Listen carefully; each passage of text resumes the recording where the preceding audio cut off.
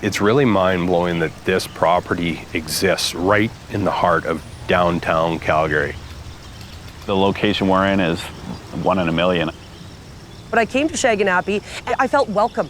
I think Shaganappi Point could be the most highly used municipal facility in the country. It's casual golf, serious fun. Alberta, the home of the 4th season of Canadian Classics. We're traveling thousands of kilometers, filming 6 golf courses in 7 days. Our goal is to showcase beautiful properties, uncover those hidden gems, break down some great golf holes, and of course, play a couple munis. Today, we're starting our journey in downtown Calgary, taking public transportation to one of the city's municipal golf options. We're excited to sit down with golf course architects Alex Hay and Oliver Tubb and learn more about the significance of municipal golf, as well as John Faber, the acting golf lead from the City of Calgary, and Jeff Babich, the Senior Superintendent. Welcome to this episode of My Munis at Shaganappi Point.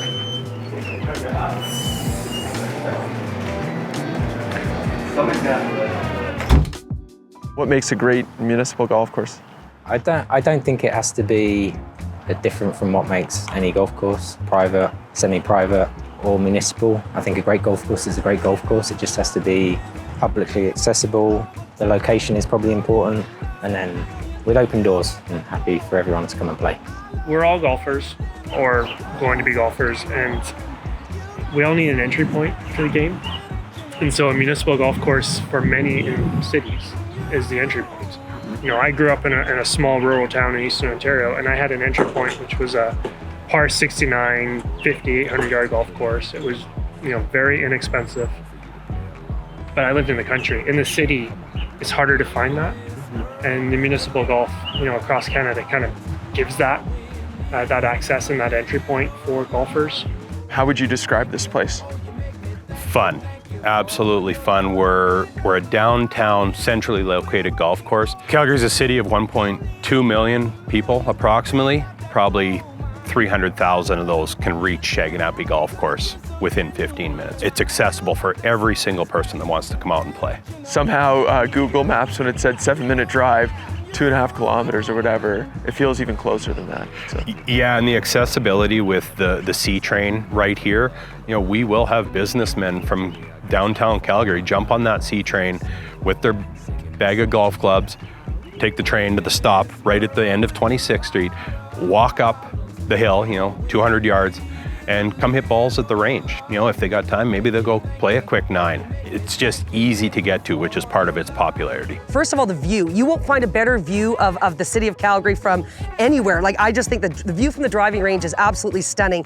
And I just remember coming here and having fun coming out here. It felt like it was low pressure, having a great time, getting out and enjoying the game. The location we're in is 1 in a million. I mean, I've come to this golf course for 25 years now. I played it when I was younger. I used to walk here because I lived a few blocks away, so always coming up that road, and then you come here and just the golf course itself is a treat to play as well. It's really fun. It's really mind-blowing that this property exists right in the heart of downtown Calgary, right? It's forested. You stand here on this property and you go, I'm in a forest. And then you get to some holes and you look out and you got the views of Calgary, the skyscrapers, the river valley. Like, it's a really, really special piece of property. We're very, very fortunate. What makes any golf course quality or not? Like, what are the elements that maybe we'll find when we play? For too long, probably, golf courses were ranked on how difficult they were. So now we've come around, we're being more open to setting up the courses for more people. And I sometimes use the example of a ski resort not having a green run.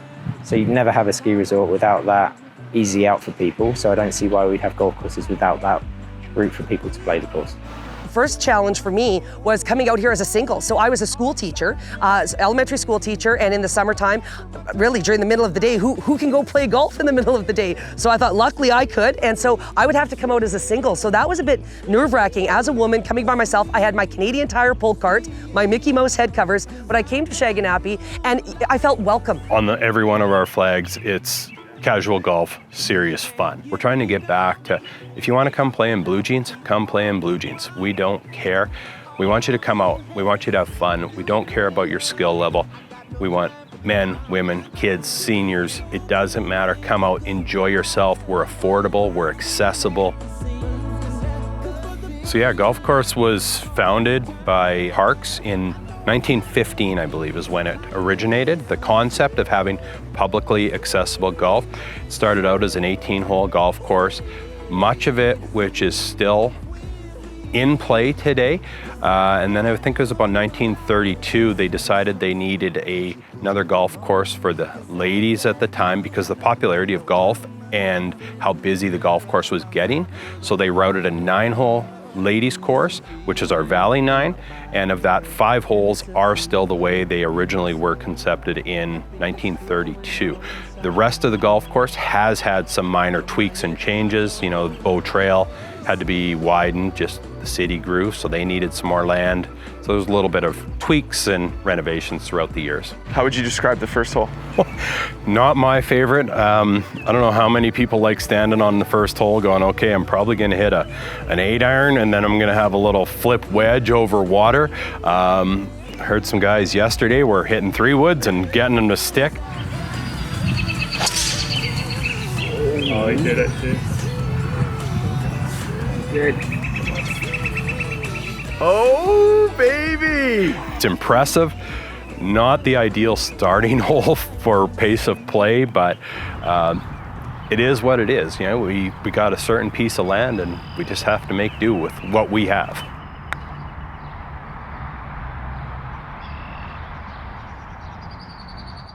Oh! Oh my God! Oh my God!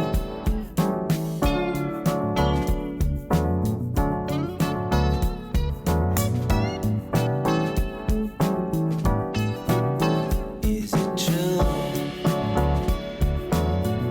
You've been feeling sort of low these days. Just don't have a place to go these days. Must be bringing you. Number 7, a double dogleg right, dogleg left to a really cool greens complex that's pretty well bunkered. Then come on, give this lover boy a try. I'll put the sparkle right back in your eyes. Pretty much anywhere on the back 9 you get the views of the downtown core and the river valley. Over the years and years this golf course has been here. We've lost some of the views, but we're on a little bit of a mission now to open up those views again and bring it back to the original concept. It's really interesting because we have the bluff on the east side of the property that we don't have a fence. So it's very common to have deer. I think there's been moose sightings out here every now and then. We got lots of coyotes that birth pups every year, tons of different kinds of birds, and we're definitely trying to be a sanctuary for them. The drive over the big gully with the trestle bridge that you can walk across if you're a walker. Talk about an intimidating tee shot. You know, you're 200 yards to carry a gully, and then you're uphill for another 250 yards to a long, narrow green on a par 5. 14 looked pretty awesome too. I don't know how long does 14 play? It's about 130 yards downhill. A bunker short and a nasty bunker. That bunker needs to go away.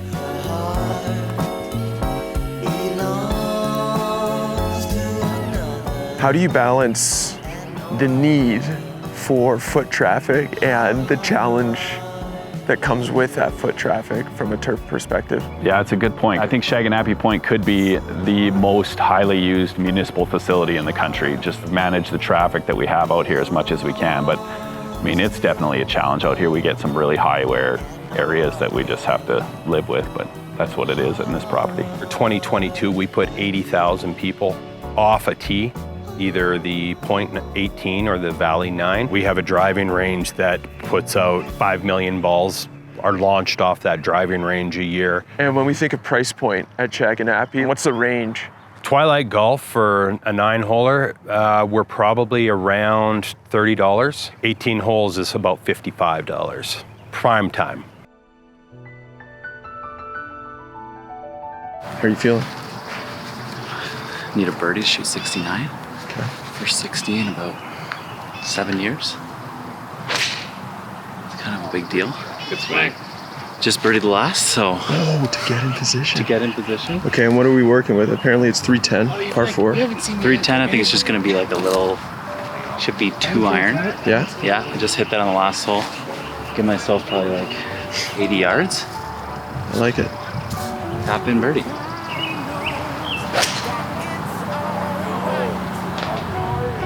Oh no. It's gonna be a tough green. Don't even have to film the green because I'm not shooting 69.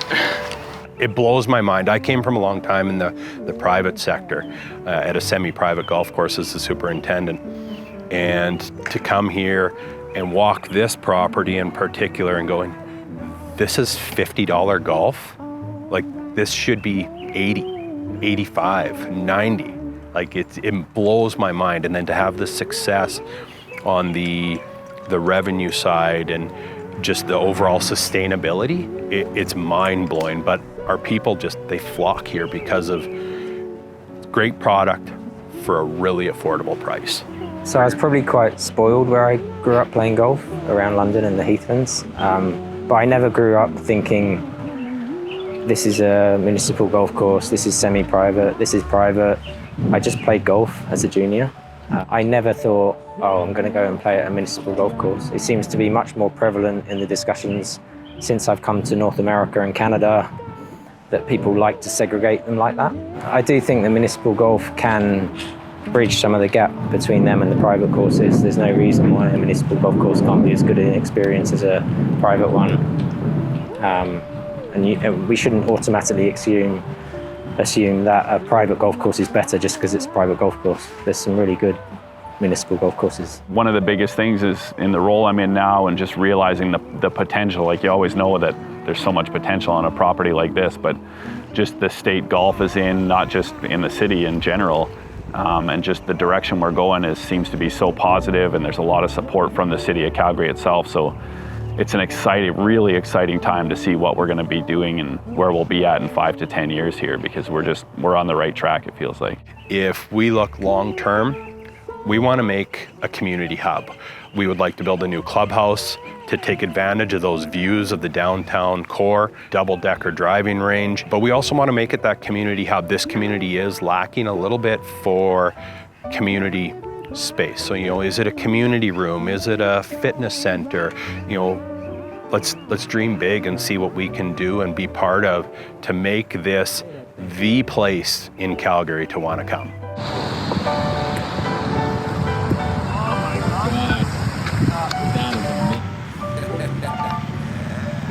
Yeah, you did.